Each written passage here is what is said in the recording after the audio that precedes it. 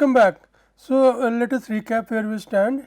The theoretical forward prices or the no arbitrage forward prices are given by S0 exponential RT. We proved that in the case when there are no dividends or other carrying costs, etc.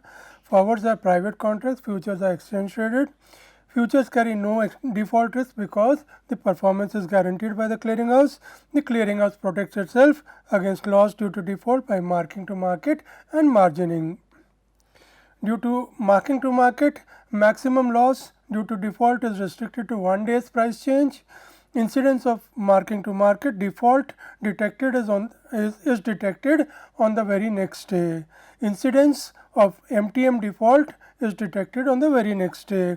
The default risk is covered by the adequate margining amount or adequate margins. So, whatever default risk is there, and notwithstanding the fact that marking to market is taking place on a daily basis, that is captured or that is taken care of by the margin amount. Now, we talk about futures hedging. The most important application of futures contracts is the hedging process. In fact, there are three fundamental applications. First is speculations, where you take a naked position in the futures contract on the anticipation that the price of futures moves in a direction which is as per your perception and which is different from your perception is different from the market, and as a result of which, if you outdo the market, you earn profits on that situation or that position. That is called speculation, bare speculation. The hedging is the process where you have an exposure already, where certain risk factors impact the value of your portfolio or the value of your assets in an adverse manner, and you want to protect yourself against the possibility of that adverse movement by taking a position in the futures or other derivatives markets. And then there is the possibility of making arbitrage profits. So, this is how hedging is depicted. You have an exposure which is represented by the blue box, and this exposure is susceptible to price changes which may affect you adversely or due to the impact of the risk factor, which is represented by the arrows. So, what you do is to protect yourself against these adverse changes or possible adverse changes in the value of your portfolio, in the value of your exposure. You take a counter position in the futures market, and this counter position in the futures market operates in such a way as to be able to insulate you or substantially reduce your exposure to the substantially reduce the value changes due to the impact of this risk factor. This is called hedging. Let us look at the formal definition of hedging. Hedging is an investment position intended to offset potential losses or gains that may be incurred by a companion investment. Hedging is the practice of taking a position in one market to offset and balance against the risk adopted by assuming a position in a contrary or opposing market or investment. So, that is what I explained as the meaning of hedging. Now, a very important term associated with the use of futures for hedging is called the basis. What is the basis? The basis at any instant of time small t, arbitrary instant of time small t, is the difference between the spot price prevailing at that point in time and the futures price prevailing at that point in time in respect of any given underlying asset. Now, since both ST and FT are random variables, they evolve in time as random variables. They are in a sense stochastic processes. So, both ST and FT being stochastic processes, they evolve in time randomly without perfect prediction, and as a result of it, the basis also operates as a stochastic process. It evolves randomly in time. However, the basis, although not being precisely predictable at a future instant of time, is subject to a particular constraint. What is that constraint? That constraint is introduced by the impact of arbitrage requirements or by the requirement of no arbitrage. What is that implication of no arbitrage? The unpredictability of the basis causes imperfection in futures hedging terms as basis. Nevertheless, now this is the important part. Nevertheless, no arbitrage dictates that the basis BT tends to 0 at the maturity of the futures contract. This is required by arbitrage considerations. So, there are two important points. The unpredictability of the basis, as I mentioned, the basis is a random process, it's a stochastic process that evolves randomly in time, because it is the difference of two stochastic variables, the spot price and the futures price. And therefore, the basis itself is a stochastic process. Nevertheless, no arbitrage dictates that the basis at the point in maturity of the futures contract must necessarily approach 0.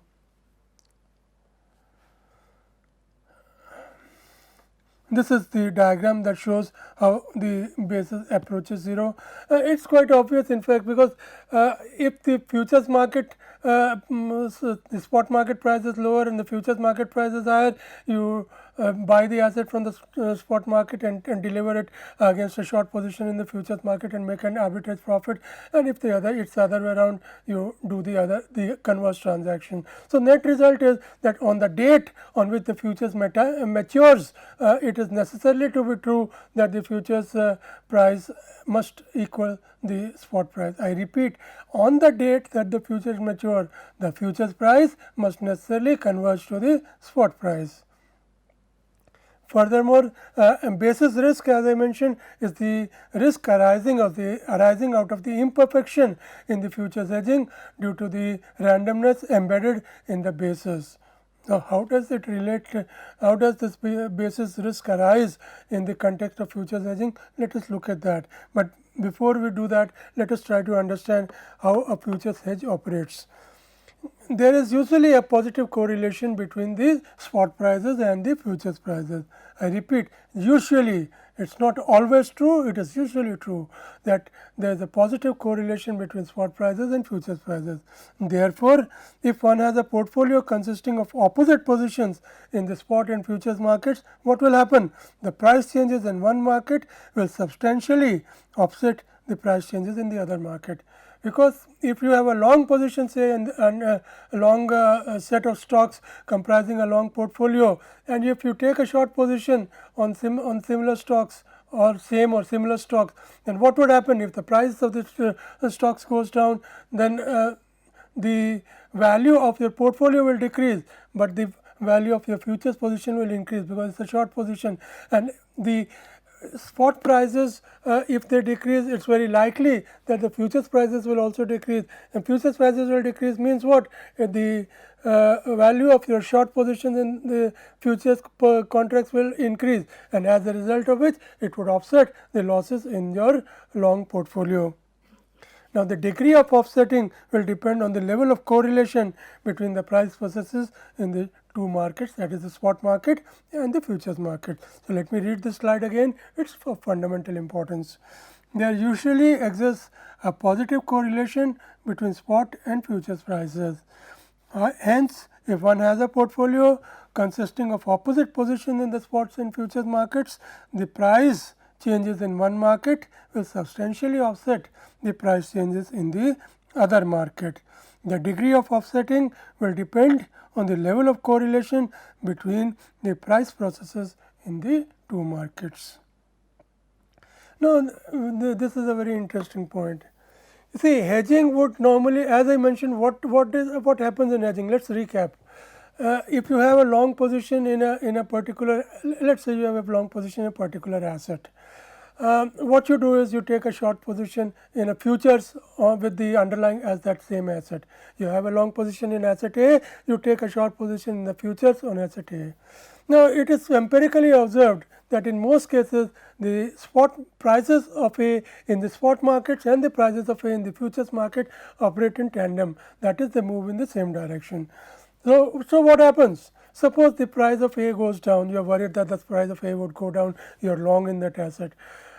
What would happen in the futures market? If the spot price goes down, it is very likely, because of the positive correlation between the spot market and the futures market, the price in the futures market will also go down, but you are short in the futures position. So, a decline in price in the futures contract will result in profits on the futures position, and as a result of which, what would happen? The net impact or the net impact of that market stimulus on the combination of your hedged asset, the asset plus the hedge, would be minimal, and that is how the hedge operates. Now, it is clear from what I have argued that the hedge operates in a manner in which it tries to annul the price changes of the primary position. Your long position in A's price changes will be countered by the price changes in your in the hedge, because you are taking a short position in the hedge. That being the case, the net result of taking up a hedge or creating a hedge on a position is that the overall outcome or the overall price change is minimal, and you have more certain outcomes. For example, if you hedge your purchase of raw material against price escalation, your impact on your profitability would be less volatility, because the purchase of raw materials price would be known beforehand. So, naturally the volatility translating into your profit and loss account would be less. So, it is more, the bottom line is hedging makes your outcomes more certain, but that does not mean that the hedging would always be profitable. Whether a hedge is profitable or not depends on the risk return trade off of the hedger.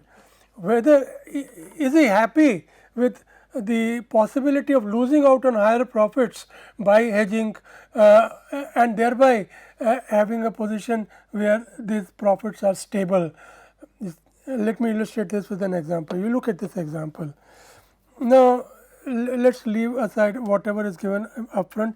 The two important things are the highlighted rows. Now, if you do the hedging, what is happening here? There are three possible outcomes, and each of those possible outcomes, your net value of your asset is 200 in each case. So, it is stable, it is the fluctuations are absent. Now, but you look at this, look at the other situation, which is the gray and the brown highlighted part. If you do not hedge the exposure, what do you end up with? You end up with three possible scenarios: a loss of 1000, zero break even, that is 0 profit 0 loss, or a profit of 1000. So, in effect what is happening is, by the phenomenon of hedging, what you are doing is you are losing out on the possibility of getting a profit of 1000, because if your unhedged position yielded a profit of 1000 or would have yielded a profit of 1000, by hedging you have cut out that profit to only 200. So, that is the impact of hedging, that it makes you lose out on potentially higher income opportunities, but it also protects you in the adverse case when there is a dip or there is a fall in prices. As you can see in the first column, there was a possibility of a loss of 1000, but that loss of 1000 has been curtailed to a profit of 200. So, that possibility of loss has also been eliminated, but the possibility of profit has also been eliminated. So, it operates both ways. Now, whether you do hedging or not is dependent on your risk return profile, how adverse you are to taking risk. If you are not adverse to taking risk, you would pretty much do no hedging in this scenario, but if you are adverse to taking risk, you would obviously like to hedge your exposure, notwithstanding the fact that the opportunity to earn supernormal profits has been lost. So, although the hedge leads to a more certain outcome, the hedger loses out on potential profit, that is scenario 3. Perfect versus imperfect hedge. A perfect hedge is a hedge where the cash flows at hedge maturity of the hedge portfolio are certain. Perfect hedge is a hedge where the cash flows at hedge maturity of the hedge portfolio are certain. Forward contract is a perfect hedge, because as you know, the forward contract envisages the delivery of the asset at a predetermined price at a predetermined date, and therefore, and assuming that the forwards are default free, the cash flows are certain on the date of maturity of the hedge. Futures are not a perfect hedge. Futures hedge could be a perfect hedge under two situations, where the hedge period coincides with the maturity of the futures contract. I repeat, where the hedge period coincides with the maturity of the futures contract, and as a result of which the spot and futures price converge as on the date of maturity of the futures contract, which is also the date of the end of the hedge period. So, if the end of the hedge period coincides with the maturity of the futures contract, then that enables that the futures prices coincide with the spot prices as on the date of the end of the hedge period. And number 2, if the hedge ratio is 1.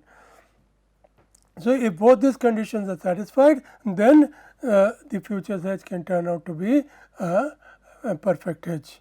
Now, what is a long hedge? A long hedge is a hedge in where the taking of the hedge involves a long position in the futures contract. When would somebody do a long hedge? When his original position is short, that is, when he wants to or when he intends to purchase a certain asset in the future and wants to lock in the price right now. The short hedge is the inverse of that. That is, the short hedge involves taking a short position in the futures market, and a short hedge is appropriate when the hedger already owns an asset, like the examples I just gave you of holding the asset, the share A or the asset A, and expects to sell it at some time in the future. Now, the relationship between hedging and basis, this is interesting, this is important. The price at which the underlying is sold, we are talking about short hedging. So, we are considering a situation where the person already owns the asset and he wants to sell the asset, is worried about a decline in price. So, he takes a short position in the futures market. The price at which the underlying is sold in the spot market at the maturity of the hedge period, let us call it S capital T. The profit from the short futures position that was created at the price f0 at t equal to 0 and liquidated at the price ft at t equal to capital T, which is the end of the hedge period. This is given by f0 minus st. Why f0 minus ft? Because it is a short position. Normally what we have is the final price minus initial price if it is a long position, and if it is a short position, the thing gets reversed, it is f0 minus ft. So, the profit on the hedge is equal to f0 minus ft. So, the net price that is realized by the short hedger is given by st plus f0 minus ft, that is equal to f0 plus st minus ft, that is equal to f0 plus bt. So, the net price realized by the short hedger is given by f0 plus bt, where bt is please note this, bt is what? Bt is the basis at the point at which the hedge is lifted, that is t equal to capital T. I repeat, bt is the basis at the point at which the hedge is lifted. So, now please note, bt can have an element of randomness in the event that the hedge period or the closing of the hedge period, the lifting of the hedge period does not coincide with the maturity of the futures. In that case, the basis can have an element of randomness, and therefore, this hedge would not be a perfect hedge. But however, if the maturity of the hedge period coincides with the maturity of the futures contract, then the basis will be 0 and the net price that is realized by the short hedger is equal to f0, which is known at t equal to 0, and hence there is no randomness. And the second implication is that if the basis strengthens unexpectedly, that is, if the basis increases, the short hedger gains and vice versa. I repeat this, while f0 is known upfront, bt being the basis at t equal to t is not. It is bt that captures the randomness or the randomness element, and that leads to the imperfection in the futures hedging. If hedge maturity coincides with the futures maturity, then bt approaches 0, because futures maturity, spot and futures coincide, so basis is equal to 0, and the net price received is f0, which is known upfront, and thus there is no randomness due to maturity mismatch. Long hedge and basis, this is pretty much the same on similar lines as we discussed in the earlier case of short hedging. Why futures hedge is not a perfect hedge? There are so many reasons. There are 3 basic reasons, in fact. Number 1, you could have a situation where your spot exposure and the position that you have taken in the futures market have different underlyings. In other words, the asset in which you have the in which you have the spot exposure does not constitute the underlying asset of the futures contract. Let me repeat, the situation in which where the asset in which you have the spot exposure does not coincide with the asset which is the underlying asset of the futures contract. The second is what we discussed just now, the possibility of the hedge maturity not coinciding with the futures maturity, which gives rise to randomness in the basis, which is called basis risk. And then there could be the issue of lot size. For example, if you have an exposure of for 50,000 pounds sterling in relation to US dollars, but the lot size in the US dollars and pound sterling market is 62,500. Therefore, the lot size may not match, and if the lot size does not match, obviously you are exposed to basis risk again once again. So, choice of the underlying asset. Now, if you do not have the underlying asset being the same as the asset in which you have the exposure, you should look for an asset which has a strong correlation, the price of which asset has a strong correlation with the price process of the asset in which you have the exposure. I repeat, if the futures contracts are not available on the asset on which you have the exposure, then what you should do is you should look for an asset which has a price process which is strongly correlated with the price process of the asset in which you have the exposure. Strongly correlated means it could also of course be strongly anti-correlated, but the point is if it is strongly correlated, you will take an opposite position in the futures market. If you are long in that asset, you will take the short position in the futures, and if it is strongly anti-correlated, then a long position will be counterbalanced by a long position in the futures market on the underlying. Now, the number of contracts. This is the expression for the expected value. The learners would be knowing this by now. Now, the second point is that the variance of the linear combination of two random variables. I repeat, the variance of a linear combination of two random variables alpha x plus beta y, where alpha and beta are real numbers and x and y are random variables, can be shown to be equal to alpha square sigma x square plus beta square sigma y square plus 2 alpha beta rho x y sigma x sigma y. So, this is a result which we shall use in arriving at the number of contracts. So, here is the derivation of the number of contracts. I shall not go through it in detail, it is quite straightforward. We look at the at a hedged position I h at t equal to 0, which involves a quantity in the spot market q s, the S0 is the price in the spot market, QF is the quantity in the futures market or the quantity that is used as the hedging apparatus, and F0 is the futures price at t equal to 0 of that particular hedge.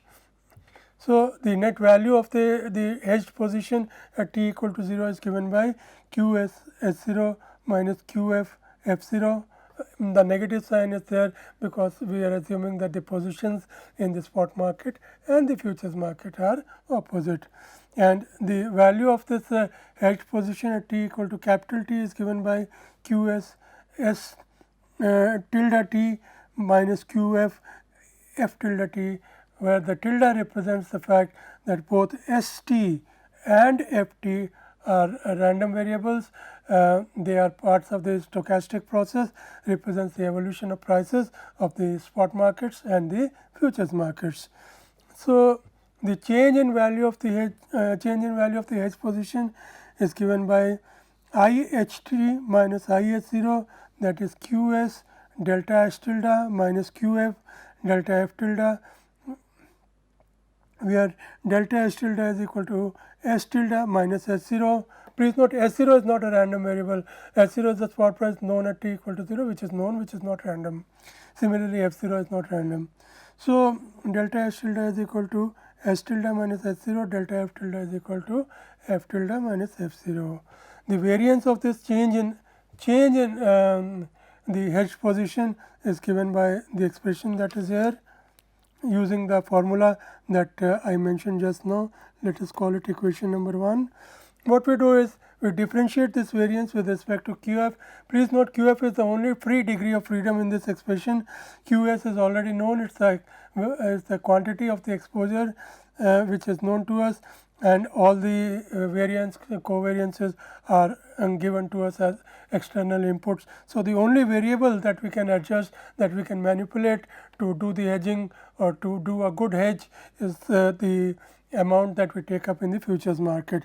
So, we differentiate this variance with respect to QF and we equate it to 0, and the result that we get is here in this last equation.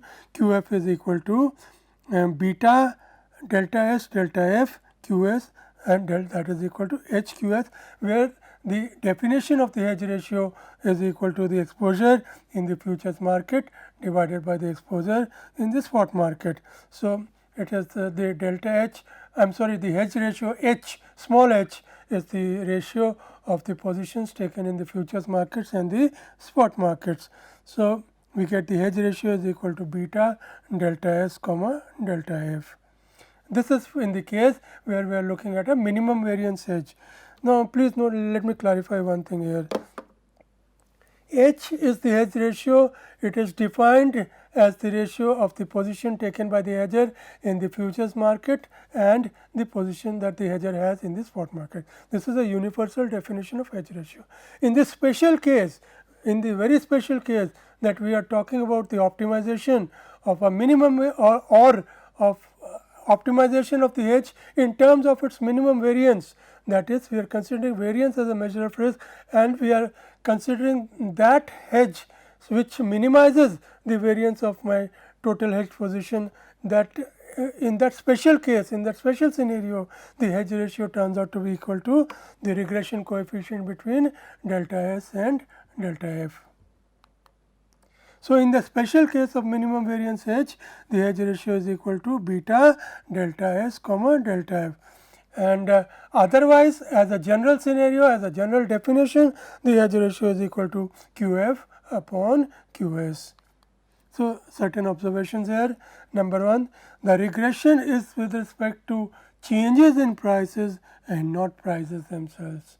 Number 1, the regression is with respect to changes in prices and not prices themselves. Number 2, the futures price change is the independent variable and the spot price changes is the dependent variable. We have got beta delta S delta F. So, beta is the regression coefficient with delta F being the independent variable and delta S being the dependent variable. We have not accounted for the integrality or the integral nature of the number of contracts. We are only considering minimizing variance over the hedge period. Now, we talk about index futures.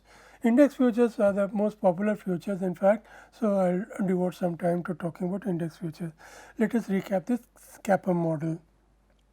Number 1, the market rewards prices only systematic risk. The market prices only systematic risk.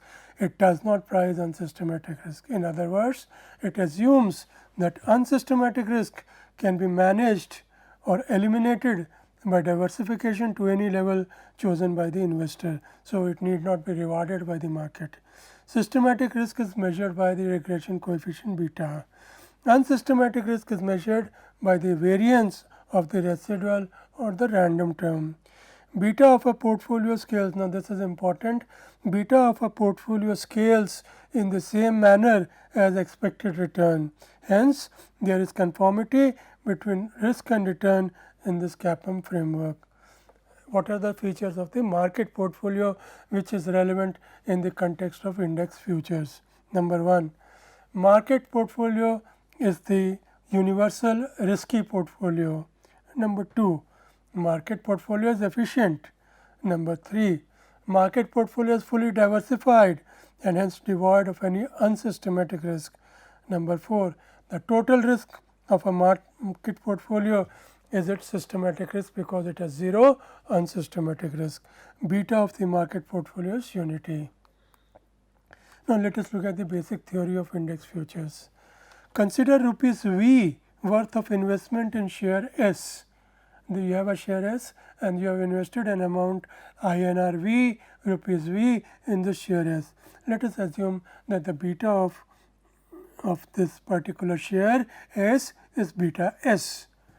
Let the beta of another stock M star, there is some other stock M star, and we assume or that stock M star is such that its beta is equal to 1.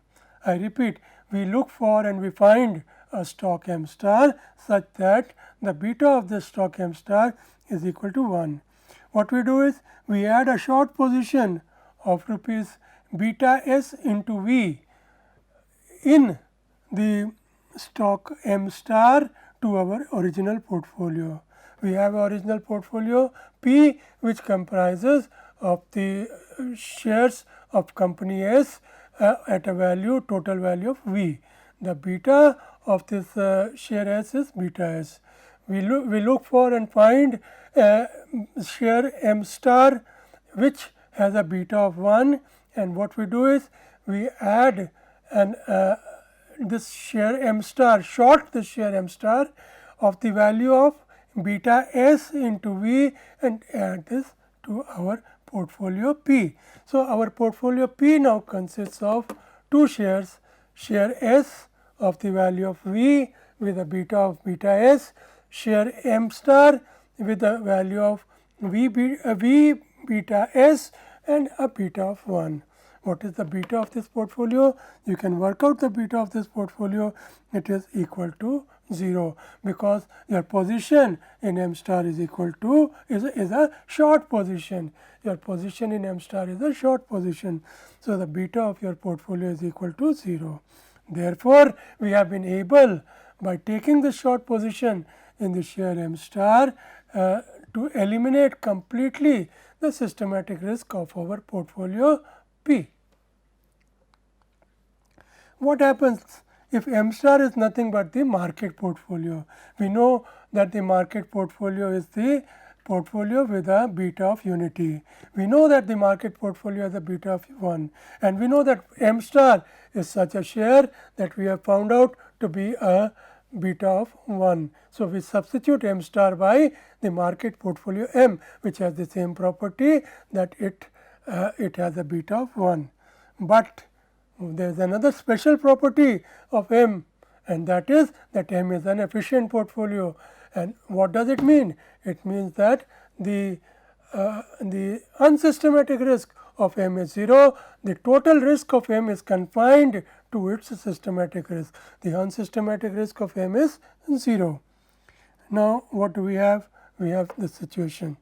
The systematic risk of our portfolio P, which is a combination now of the stock S and the market portfolio in the ratio V is to V into beta S short, of course negative because it is short. If we use this ratio, if we use this portfolio, then the systematic risk of this portfolio is 0. What about the unsystematic risk? The unsystematic risk of this portfolio remains unchanged. Why it remains unchanged? Because the market portfolio that we have added to our portfolio P does not have any unsystematic risk. Therefore, by the addition of this market portfolio M to our portfolio P, we are not changing the unsystematic risk of portfolio P. So, let us do a quick recap now. Taking an appropriate position in the market index market portfolio enables the investor to manage the systematic risk bracket beta of the portfolio. Since the market portfolio is efficient, that is, it has no unsystematic risk, taking a position in the market portfolio does not affect the unsystematic risk of the portfolio.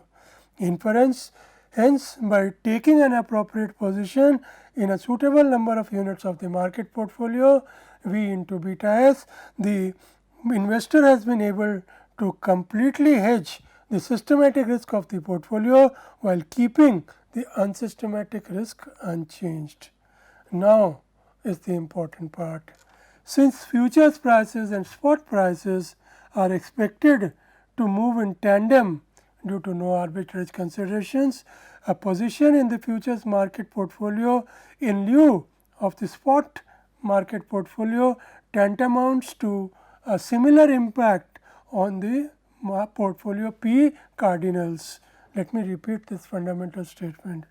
Since the futures prices and the spot prices are expected to move in tandem due to no arbitrage, a position in the futures on the market portfolio in lieu of the spot market portfolio tantamounts to a similar impact on the portfolio's cardinals, that is the P portfolio's cardinals. Hence, use of futures on M will yield similar effects as positions in M itself. I repeat, because there is a strong correlation between the price processes of M, the market portfolio, and the price processes of the futures on the market portfolios, the addition of futures to on the market portfolio to the portfolio P in lieu of the addition of the spot market portfolio or the spot market shares or stock or indices, you may call it what you like, amounts to the same situation. Therefore, it reduces, and such an addition reduces systematic risk and without affecting the unsystematic risk. But the use of futures on the market portfolio in lieu of the market portfolio itself has an advantage, and a very fundamental advantage, and that advantage is that the futures have the additional advantage of requiring no initial investment for taking positions, except of course the margin requirements. So, for taking positions in futures on the market portfolio, you do not require full fledged investments, you only require investments in the margin account, and therefore, they are much more convenient than taking positions in the market portfolio themselves. So, this is what gives rise to the stock index futures. The stock index futures are futures contracts or any stock index like the S&P BSE index. This stock index constitutes the underlying asset of the futures contract. A long or short position in a stock index futures is equivalent to taking a long or a short position in the futures contract on a portfolio of stocks that is equivalent to the portfolio of stocks constituting the stock index. The underlying asset of such futures is the index portfolio or simply the index.